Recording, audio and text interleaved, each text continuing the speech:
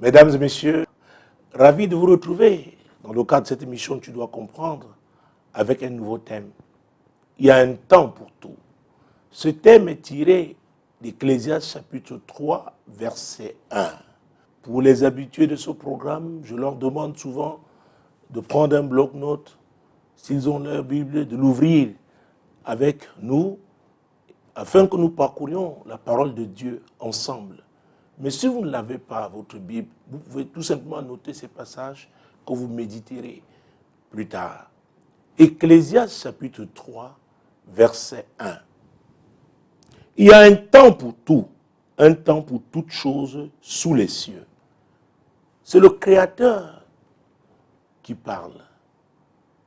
Celui qui a créé les cieux et la terre, qui nous a créés. Il affirme qu'il y a un temps pour tout. Il y a un temps pour tout sous les cieux. Que ce soit en Amérique du Nord, en Amérique du Sud, que ce soit en Afrique, que ce soit en Asie, aussi longtemps qu'il s'agisse, n'est-ce pas, de cette terre, la Bible déclare, Dieu déclare qu'il y a un temps pour tout. Quelle que soit, n'est-ce pas, votre puissance, quelle que soit l'épaisseur de votre portefeuille, quelle que soit votre fortune, l'Éternel déclare qu'il y a un temps pour tout. Continuons au verset 2. Un temps pour naître et un temps pour mourir. Un temps pour planter et un temps pour arracher ce qui a été planté. C'est une loi. C'est la loi divine. Personne ne peut changer cette loi. Personne. Personne. Donc il y a un temps pour tout. Qui que vous soyez sur cette terre, il est important de comprendre cette loi.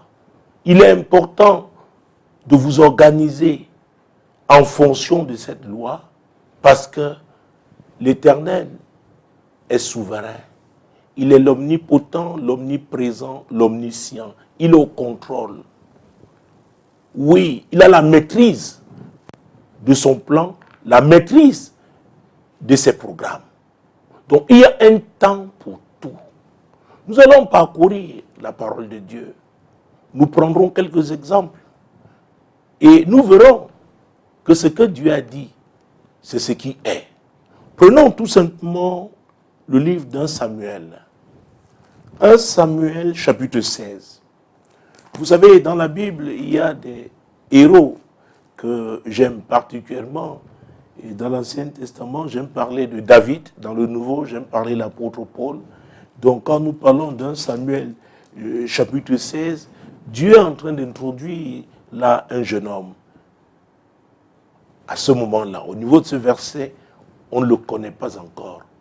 Mais plus tard, nous saurons qu'il s'agit de David.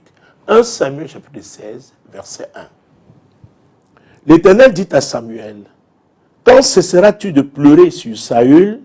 Je l'ai rejeté, afin qu'il ne règne plus sur Israël. Remplis ta corne d'huile, et va, je t'enverrai chez Isaïe, Bethlémite, car j'ai vu parmi ses fils celui que je désire pour roi. » C'est Dieu qui parle. C'est Adonai, le souverain. Il s'adresse à qui? À Samuel, son serviteur. Samuel, le prophète. Il dit, va. Je passe maintenant à une autre étape. La page de Saül, oui, je l'ai fermée. Qui était Saül? Saül était le premier roi d'Israël. Il avait désobéi à l'Éternel et l'Éternel a décidé, n'est-ce pas, de le rejeter. Mais je voudrais que vous soyez attentifs. Quand Dieu parle, essayez de comprendre comment est-ce qu'il accomplit, n'est-ce pas, ses promesses. Il ne le fait pas comme des hommes. Nous les hommes, nous sommes pressés, nous sommes prêts à tout détruire, nous voulons brûler les étapes. Dieu est Dieu. Quand c'est lui qui a parlé à un homme, quand c'est lui qui a prédit une situation, un événement, il sait comment organiser les choses afin que sa volonté s'accomplisse. Nous sommes toujours dans 1 Samuel, chapitre 16. Nous allons prendre les versets 6 et suivants. Lorsqu'ils entraient, il se dit en voyant Eliab, certainement loin d'Éternel est ici devant lui. Et l'Éternel dit à Samuel, ne prends point garde à son apparence et à la hauteur de sa taille, car je l'ai rejeté. L'Éternel ne considère pas ce que l'homme considère. L'homme regarde à ce qui frappe les yeux, mais l'Éternel regarde au cœur. Vous savez, bien qu'étant prophète, Samuel était un homme. Il connaissait Saül, il voyait l'ossature de Saül, sa présentation physique, c'était un homme grand, de taille, et il croyait que Dieu allait exactement faire, trouver un remplaçant qui aurait la même, n'est-ce pas, apparence que Saül. C'est pourquoi lorsqu'il vit Eliab, fils aîné d'Isaïe, père de David, il crut que c'était lui qui était le choix de l'Éternel. Dieu dit non. Vous les hommes, vous regardez à l'apparence. Mais moi, je considère autre chose. Je regarde au cœur. Et c'est très important. C'est très important. Dieu n'est pas impressionné par notre éloquence. Dieu n'est pas impressionné par le nombre de diplômes que nous avons. Dieu n'est pas impressionné, n'est-ce pas, par les richesses que nous avons accumulées. Il est souverain. Il est le Dieu de grâce. Il fait grâce à qui il veut. C'est très, très important. On ne peut pas forcer la main de Dieu. On ne peut pas lui forcer sa main. Ce n'est pas possible. Ce n'est pas possible. Il est Dieu. On ne peut pas corrompre Dieu. On ne peut pas manipuler Dieu. Il a dit qu'il y a un temps pour chaque chose. Un temps pour tout sous les cieux. C'est lui qui organise tout. J'ai vu les gens se battre. J'ai vu les gens se débrouiller.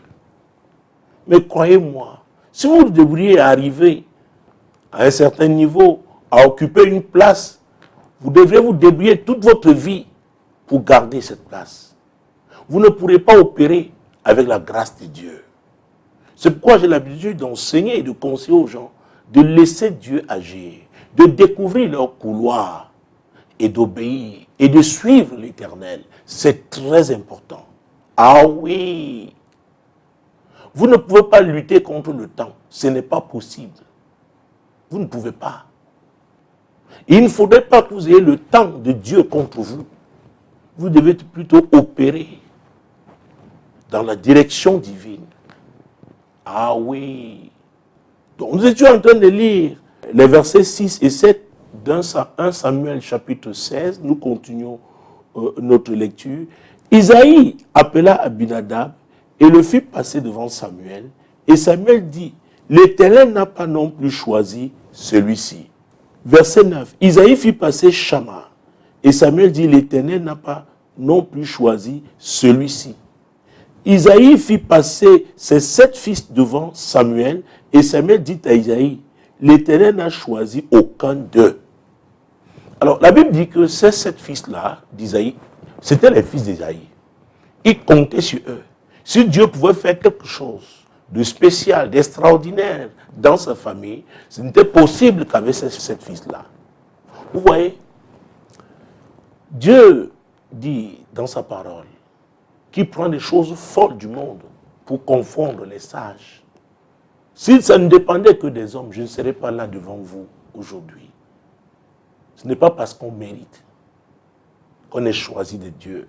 Encore une fois, c'est une affaire de grâce. C'est très important. Voilà les 7 fils d'Isaïe qui ont été rejetés. Et Samuel va poser une question à Isaïe. Lisons verset 11. Puis Samuel dit à Isaïe, sont-ce là tous tes fils? Samuel avait écouté la voix de l'Éternel. Il avait obéi. Il était à l'endroit que l'Éternel avait indiqué. Mais voilà, contrairement aux pensées d'Isaïe, père de cette famille, chef de cette famille, et contrairement même, n'est-ce pas, à l'impression que Samuel a eue dès qu'il a rencontré Eliab, Dieu avait son choix. Dans toute situation, que ce soit en famille, que ce soit dans un quartier, que ce soit à l'école, que ce soit dans les affaires, il est important d'identifier le choix de Dieu. Ah oui, il y en a qui pensent que Dieu ne s'arrête que dans nos édifices religieux. Non. Quand vous lisez la Bible, l'Esprit de Dieu a plus opéré en dehors, n'est-ce pas, de l'Église, en dehors de ces grands édifices. Donc Dieu est intéressé aussi, n'est-ce pas, à notre vie sociale, à notre vie familiale. Il s'intéresse aux différents secteurs de la vie. Quel que soit le secteur où Dieu vous a appelé à opérer, il est important qu'à chaque fois où vous devez faire un choix, d'essayer de découvrir le choix de Dieu, la volonté de Dieu, la pensée de Dieu. C'est très important. Vous connaissez, n'est-ce pas, ce vieil adage qui dit « Tout ce qui brille n'est pas or ». Sont là tous tes fils, Isaïe? Et Isaïe va répondre. Et il répondit, il reste encore le plus jeune, mais il fait paître les brebis. Dans la famille d'Isaïe, bien que ce soit une famille de bergers, c'est David qui avait la responsabilité. Son appel principal était de garder le troupeau familial. Donc il n'était pas là. Il était, n'est-ce pas, avec les brebis de son père. Et voilà ce que Samuel va dire. Oh, c'est la troisième partie du verset 11. Alors, Samuel dit à Isaïe, envoie-le chercher, car nous ne nous placerons point, qu'il ne soit venu ici. Se placer, oh mon Dieu, être à sa place, occuper le couloir que Dieu a donné à chacun d'eux. Cette occupation ne peut être possible que si le choix de Dieu est là. L'ordre divin ne peut être établi que si la personne que Dieu a choisie est là. Envoie le chercher. Nous avons besoin de lui. Il y a une version qui dit que nous ne nous asseyerons pas avant qu'il n'arrive. Il y a des gens, tant qu'ils ne sont pas là, l'ordre ne sera pas établi. Tant qu'ils ne sont pas là, la bénédiction promise, oui, ne se manifestera pas. Ça peut être dans le cadre familial, ça peut être dans un village, ça peut être dans une communauté, oui, dans une nation. Il y a des personnes qui sont, n'est-ce pas, le choix de Dieu. C'est très important. Parce que Dieu est un Dieu d'équipe. Nous l'avons vu lorsque nous parlions de la mission. C'est un Dieu d'équipe. C'est très important. Quel est le choix de Dieu? Quelle est la volonté de Dieu par rapport à telle situation? Qui est l'homme de la situation? Qui va débloquer la situation? Parfois, c'est le casse-tête, n'est-ce pas, chinois des entraîneurs de football. À un moment donné, dans une rencontre, il faut débloquer la situation. Qui est celui-là? Qui est le joker? Ah oui. Il y a des joueurs qui ont été célèbres, qui sont devenus célèbres parce qu'ils avaient eu à débloquer des situations particulières dans leur équipe de football, dans leur équipe de handball, dans leur équipe de basketball. Il y a des débloqueurs de situations difficiles. Nous avons l'obligation, à quelque niveau que nous nous trouvions, d'identifier ces personnes.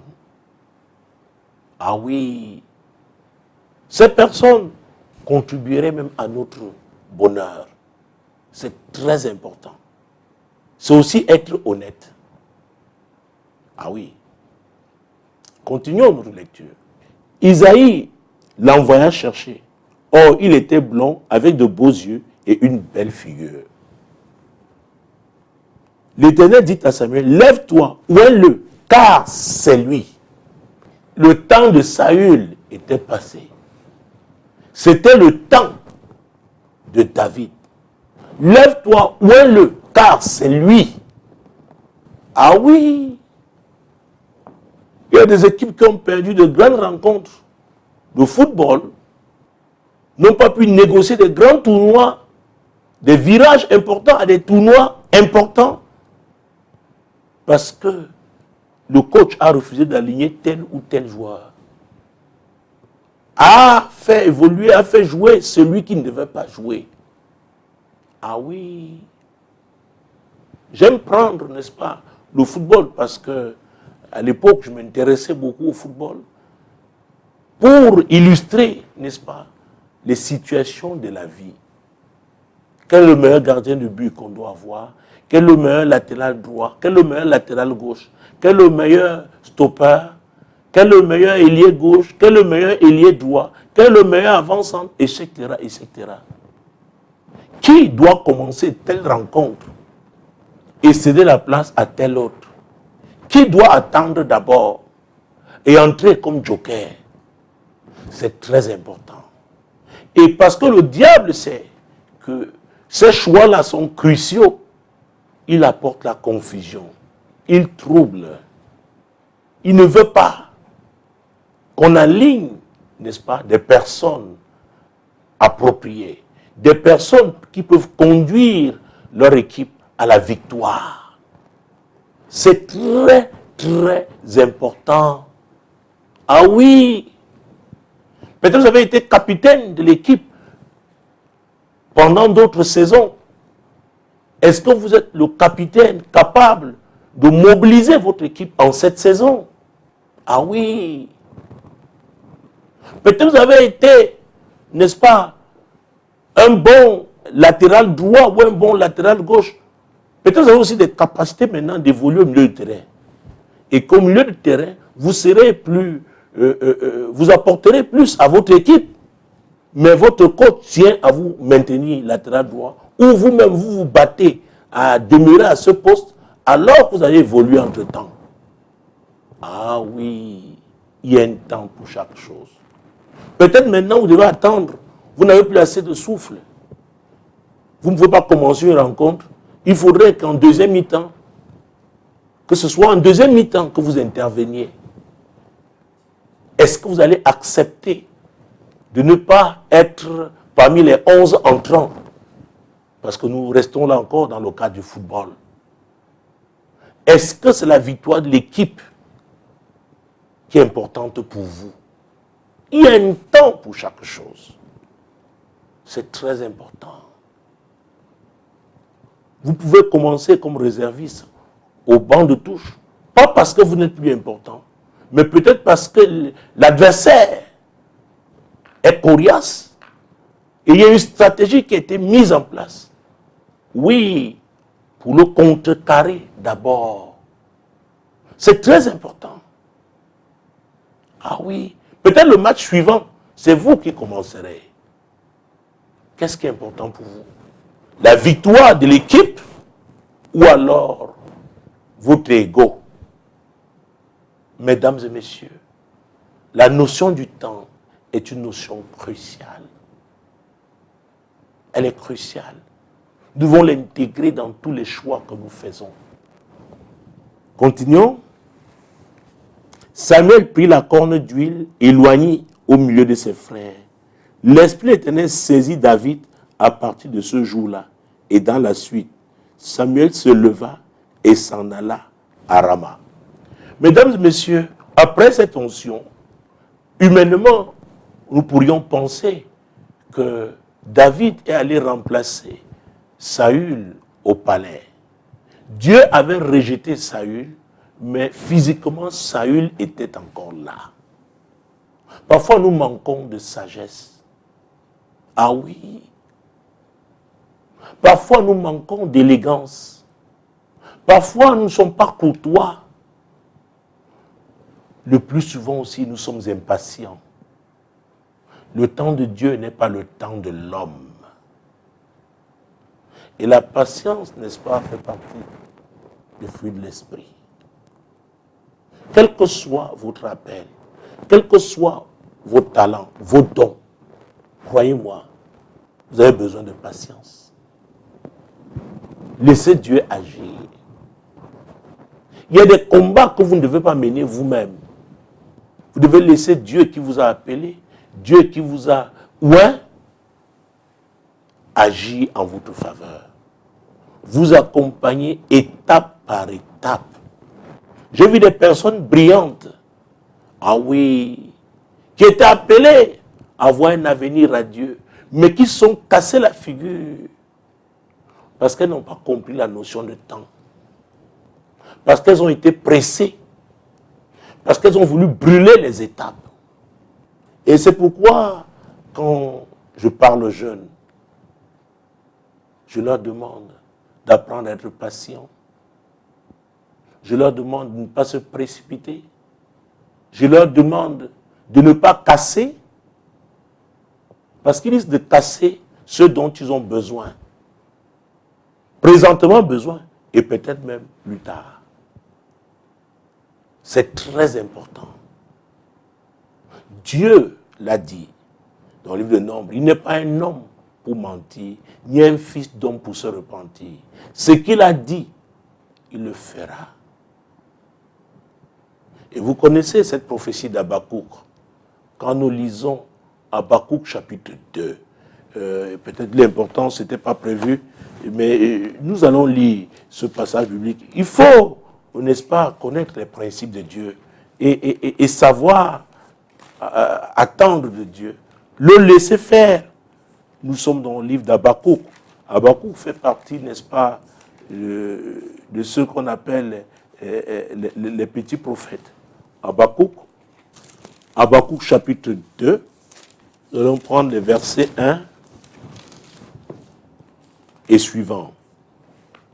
J'étais à mon poste et je me tenais sur la tour, je veillais pour voir ce que l'Éternel me dirait et ce que je répliquerais après ma plainte. Habakkuk dit qu'il était à son poste et il attendait. Quel est votre poste? Par rapport à ce que Dieu vous a appelé à faire, avez-vous identifié votre poste actuel? Parce que si vous n'êtes pas votre poste actuel, vous ne pourrez pas occuper, ah oui, la place qui vous est destinée demain. Habakkuk déclare qu'il était à son poste. Il était à son poste. Verset 2. L'Éternel m'adressa la parole et il dit, vous savez, parce qu'il était à son poste, il savait, il attendait de Dieu. Et Dieu l'a trouvé à son poste. C'était un homme fidèle. Il n'était pas distrait, n'est-ce pas, par des circonstances de son environnement, par les événements environnementaux. Il était resté concentré. L'Éternel m'adressa la parole et il dit, écris la prophétie, grave-la sur des tables, afin qu'on la lise couramment. Oh, il dit, écris, grave-la. Moi, l'Éternel, je te dis, écris ce que je vais te dire. Pourquoi? Parce qu'il sait qu'il est le seul. Il est l'omnipotent. Il est le seul qui puisse accomplir ses promesses. Rien ne peut l'arrêter. Et la suite, verset 3. Car c'est une prophétie dont le temps est déjà fixé. Elle marche vers son terme et elle ne mentira pas. Si elle tarde à temps-là, car elle s'accomplira certainement. Oh mon Dieu, mon roi. Ah oui, c'est une prophétie. Vous savez, quand on parle de la prophétie, il s'agit de quelque chose qui était caché, c'est une révélation. Quand on parle de prophétie, on parle aussi de prédiction. Ça a à voir avec l'avenir. Il dit, Habakkuk, tu es mon serviteur, tu es prophète, attends, ce que je t'ai dit là va s'accomplir. Si elle tarde, parce qu'elle marche vers son accomplissement, il est possible qu'elle tarde. Et je voulais attirer votre attention à ce niveau. L'accomplissement, la prophétie peut tarder. Ne perdez pas le nord. Ne vous précipitez pas. N'aidez pas Dieu. Laissez Dieu faire. Il est Dieu. C'est pourquoi la Bible nous parle de la patience. Ah oui. Et l'apôtre Paul dans Ephésiens 4, 26 et 27, il disait, si vous vous mettez en colère, ne péchez pas. Et que le soleil ne se couche pas sur votre colère. Et ne donnez pas accès au diable. Le diable connaît ce que Dieu a choisi. Mais ce qu'il fait, c'est qu'il crée des situations qui peuvent être comme des situations d'excitation, de provocation même. Ah oui, nous devons nous retenir. La Bible parle aussi de la maîtrise de soi. Il ne faut pas ouvrir les portes au diable. La Bible dit que le voleur ne vient que pour voler, égorger et détruire. Et qui est le voleur? Le voleur, c'est le diable. Il veut voler votre destinée. Il veut vous frustrer, vous priver de l'accomplissement de cette prophétie. Vous savez, ça fait très mal de voir les gens qui ont travaillé toute leur vie et qu'à 2 doigts de la réussite, n'est-ce pas, à cause de leur caractère, échouent. Le diable continue de le faire. Le diable manipule les gens contre ceux qui ont, n'est-ce pas, un avenir brillant. Il y a un temps pour chaque chose. Vous devez le retenir. Chacun doit être à son poste. Et quand vous êtes dans votre poste, vous devez faire ce que vous êtes appelé à faire à votre poste. Si vous êtes fidèle à ce poste-là, Dieu vous amènera à un autre niveau. Il vous amènera à un autre niveau. Et vous savez, j'ai vu Dieu agir, pas seulement ici, et le plus souvent d'ailleurs, en dehors de mon pays. Comment Dieu crée les situations. Il amène des gens à faire des erreurs bêtes, des erreurs inexplicables. Pourquoi? Parce que c'est le temps, c'est son temps pour d'autres personnes. Donc on doit savoir attendre l'accomplissement donc des promesses divines parce qu'il y a un temps pour chaque chose. Je ne sais pas quel type d'erreur avez-vous eu à commettre. Et peut-être ça a hypothéqué votre avenir. L'accomplissement, n'est-ce pas, des promesses divines dans votre vie. Le Dieu que je sers est miséricordieux. Implorez sa miséricorde. Demandez-lui pardon. Il est aussi le Dieu de la restauration. Il a dit dans Abdia 17, le salut sera sur la montagne de Sion. La maison de Jacob sera sainte et elle retrouvera toutes ses possessions. La maison de Sion, c'est l'église. Et c'est Jésus qui est le chef de l'église. Il a payé le prix pour vous et moi. Il comprend qu'on peut se tromper. Mais quand on vient sincèrement lui demander pardon, les portes, n'est-ce pas, de la miséricorde s'ouvrent, les portes de la restauration s'ouvrent. Mesdames, messieurs, je veux croire que ces quelques minutes consacrées à ce programme vous ont apporté quelque chose. Demeurez bénis. Shalom.